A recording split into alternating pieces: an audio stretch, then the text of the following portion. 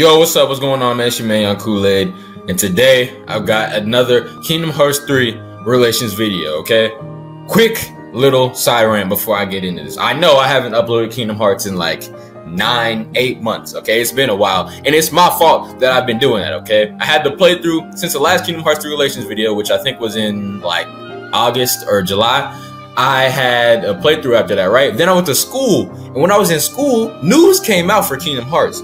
But it was like every time I had a time to record, like every time I would have to record, it would be like a week or so after the news came out. And I'm like, yo, at that point, I might as well just not even cover it because it's already late. You know, once you're like a week late, you're done. You know what I'm saying? You're done. Unless you're like a really big channel, you're done. So I was like, you know what? I'm just going to wait till I get back for the summer and then I'll start bringing Kingdom Hearts back to the channel. And that's exactly what I'm doing, okay?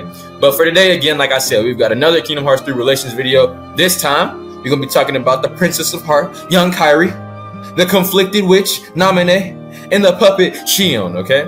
So, if you're a real fan of the series, you know there's a lot of connection between these three ladies. And if you don't know, that's okay. That's okay. You know, I'm here to point those connections out to you. But like the last relations video, in which I did Roxas and Vanitas, I'll have the link to that in the description. So I'll be speaking on two main things mainly, okay? The connection between these three, and will we see them connecting Kingdom Hearts 3, alright? That's it. It's that simple, not complicated. It should be easy to understand. Well, the topics of discussion are easy to understand. Whether you understand the connection or not is a whole different story, man. Trust me, it's a whole different story. But in any case, let's get to it.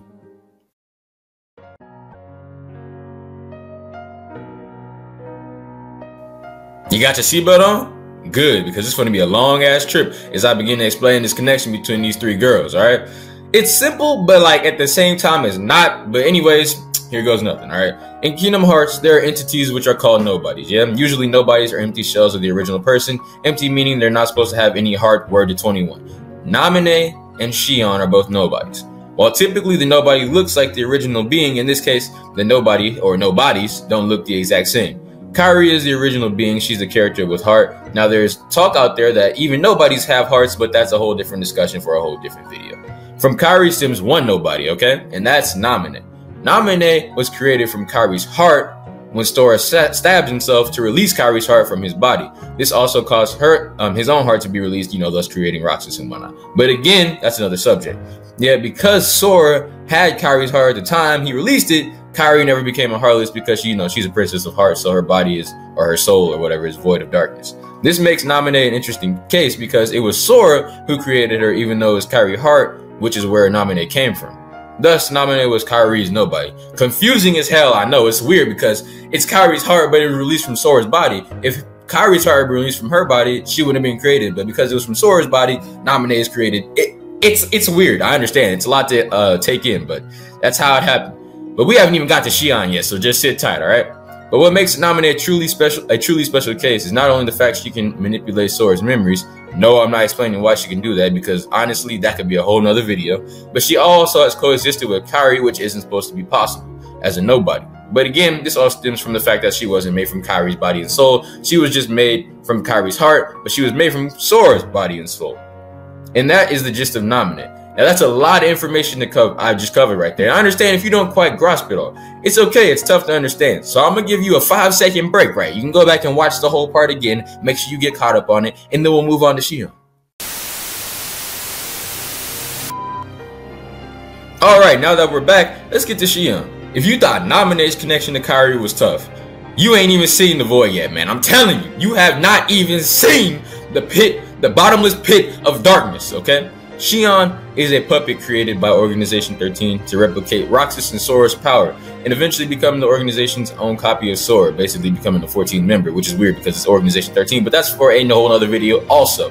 There's even a deeper reason why they created her, but again, this doesn't have much to do with the relation between her, Namine, and Kairi, so I'm not really going to highlight that. That's the basic background story though. Now you're probably wondering how she's connected to Kairi or even Namine, considering she wasn't created from either of those two. Here's where her connection to Kairi comes to play. After her creation, everyone in the organization, bars, began to see Xion differently.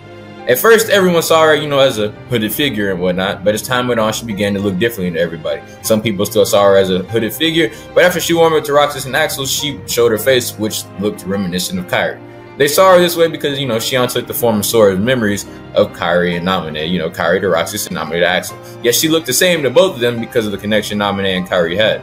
And that's where her connection to Kairi comes from. She's not her nobody. In fact, she's not anybody's nobody, really. She's really just a puppet. She's just a replica of Sora.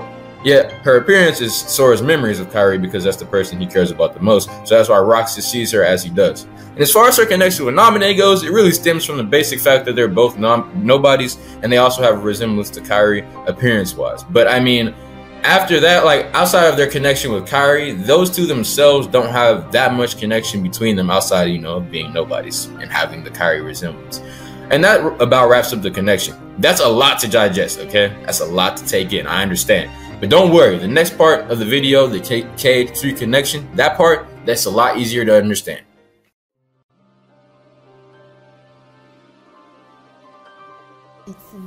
Alright, now we're on the more simpler part of the video, and this is where I'll get my thoughts on if we'll see the connection between these three ladies in Kingdom Hearts 3 and how it will happen if it will happen.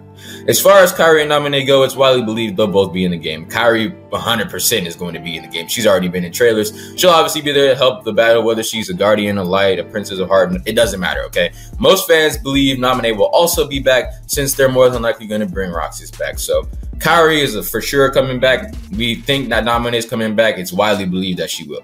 As for Xion, though, I honestly don't know, As much as I and other fans want her in the game, or other Xion fans, not all Kingdom Hearts fans want Xion to be back, there's a chance she might not be there, all right? I think she'll be in the game, but I don't know if she'll have a legitimate role. And that's because they logically don't need her character to end the story, you know what I'm saying? They don't need her to, have a big role in this Kingdom Hearts 3 storyline.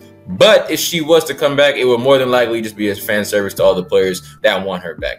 That being said, though, there's a good chance she will make a return. And again, with Kairi and Namine, it's almost 100% that they're guaranteed they'll both be in. Kairi is 100% and Namine is very high percentage as well. So the dialogue between those two will be ideal. That's more than likely going to happen. And Xion and Namine have had convos before in the past, 358 over 2 days. So if Xion does in fact come back, then I could see the relation between these three females finally come into light. But that's all I got for you in this video. Again, I know that's a lot to take in. I might have even missed a few points here and there. Honestly, I don't know. That's a lot of information, all right? It's three characters, and it's like Namine and Xion and Kairi, and they're all special cases in their own right, you know what I'm saying? Namine being made from Sora, even though she's made from Kairi's heart, she's made from his body and soul, that's weird in itself. And then we haven't even gotten to Xion, who's not even a true nobody. She's like a puppet. Look, it's a lot, okay? It's a lot of information to take in. I understand. If I missed something, definitely let me know in the comments below. But that's all I got for today's video. If you enjoyed, hit that like button, don't forget to subscribe and all that. Again, I'm sorry it's been so long for me to bring out Kingdom Hearts videos because school, man. School, and I just haven't had time. But I did have the time now, so that's why I made it. So I hope you guys enjoyed. But other than that, I'm out. Goodbye. Deuces.